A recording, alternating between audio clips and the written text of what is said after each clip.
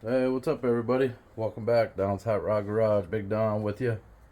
It's been a little while since I put a video out, maybe a month and a half. Just, I guess, going through the motions of life and growing pains and things like that, which we all experience.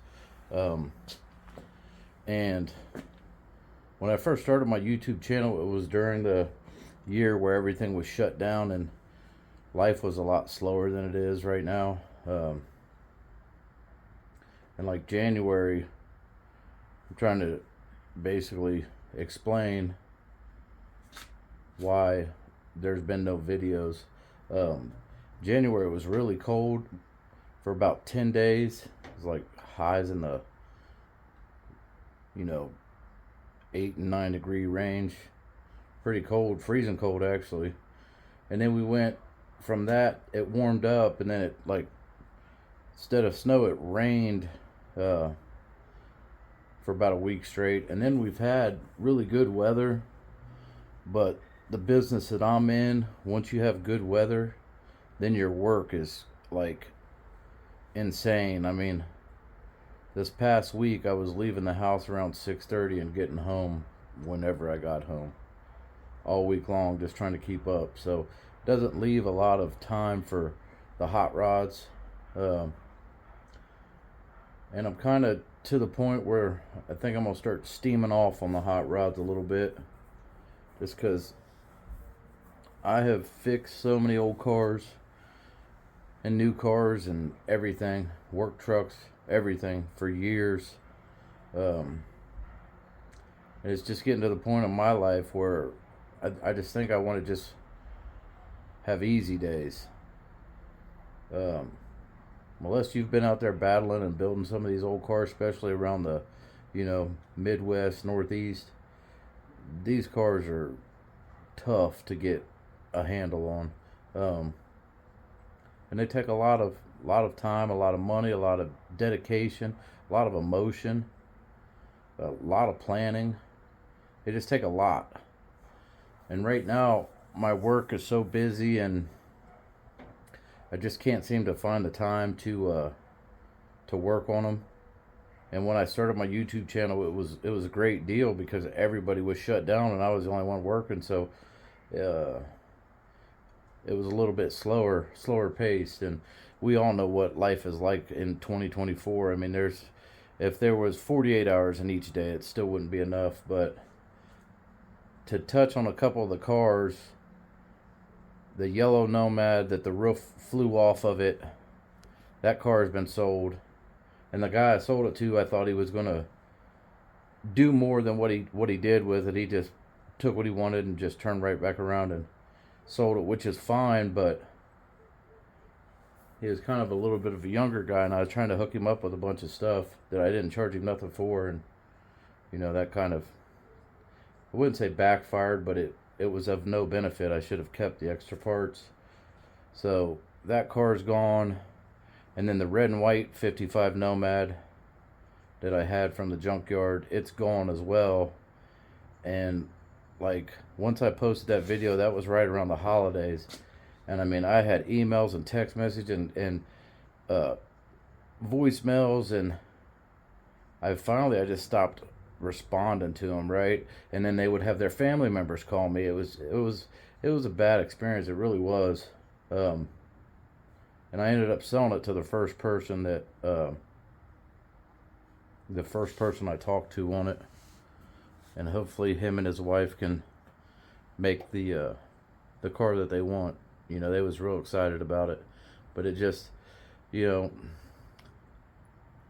it's hard to explain how I'm feeling when it comes to the old cars. I still love them, but like, when you're taking money out of your pocket to buy an old car, and as you're driving home, the roof flies off, like, you might as well just threw $100 bills out the window. It's the same difference, right? So, and I may be the only person on earth that was hauling a Chevy Nomad and the roof skin flew off of it.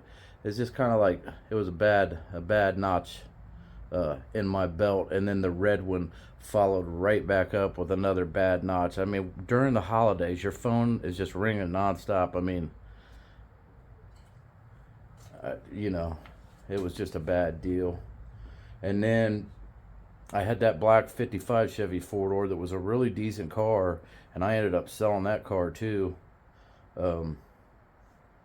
Because what's really going on in my mind is I don't have enough time to work on all of these.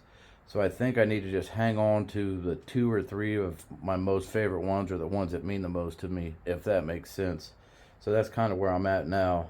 And then I bought a 1996 SS Camaro that I should be getting this week. And that particular year that's a year with some meaning to me, because that was the year I was 18. I was a senior in high school, and when I met my wife back in the early 2000s, I had a red 96 SS Camaro. And my kids kind of grew up in that car, you know, so, and they still think about it, and I still think about it. So when I found this Camaro, it's a convertible. It's a black with black top and black interior, 6-speed convertible, and they didn't make a whole lot of them, and this is a one-owner car. So I got to kind of make room for that in a garage. It's already too busy. And a buddy of mine said he would help me build a one-car garage on the back where I could do some overflow, like, you know, park a car back there. But the bottom line is, moving forward,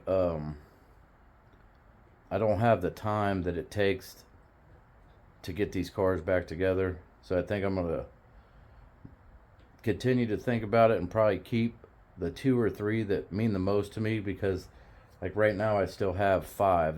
That's what I got. 5 old Tri-5s, 4 Nomads, and a convertible. So, and then I got that Camaro coming. So that's why there hasn't been no video. My mind's been other places, and it's not that it's been in a bad place. You know, when work is good, I'm happy, because you're making money. You have to make money to do this. Like, you can have old cars and they'll just sit unless you got the money. Then you also have to have time to do it. But I kind of rambled long enough, but that's the reason why I haven't done no videos. And then through that cold spell, and then going to the hot weather, or warmer weather, it was raining, and like every day it would be like foggy all morning long. So once that passed, I finally took the tarp off of the convertible, and it was sitting out there, and like I had just set that engine in there before the holidays, and like the Corvette valve covers are they're like white now. They got so much corrosion on them. It's just like, and then like the starter I did and a bunch of other stuff, like it's already got rust on it, and the rotor's got, it's just like there was just so much moisture around that time that, like, pretty much they have to stay in the garage. Just don't even have a car around this area if you can't keep it in the garage, because you're gonna keep going forward and backwards every time you work on it. It's one of them deals. So I'll have to pull a lot of that stuff off of there, and then go back through it, but we'll show you here. We'll walk out there and check it out. All right, so let's go check this Ragtop out real quick. Show you the destruction.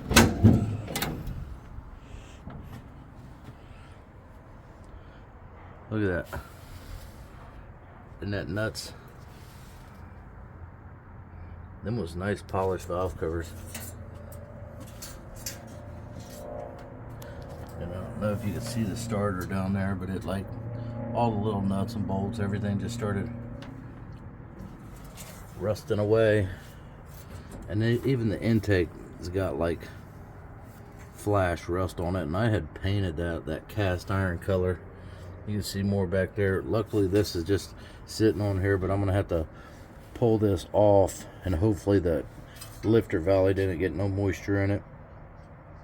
And I mean, this car was covered up. That's That's the crazy thing. Like everything, like look at all the just the moisture in the air, it just flash rusted a lot of stuff, and even all this is all rusted. So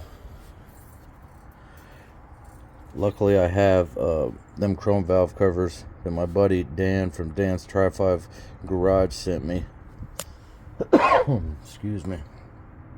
That I can put on there.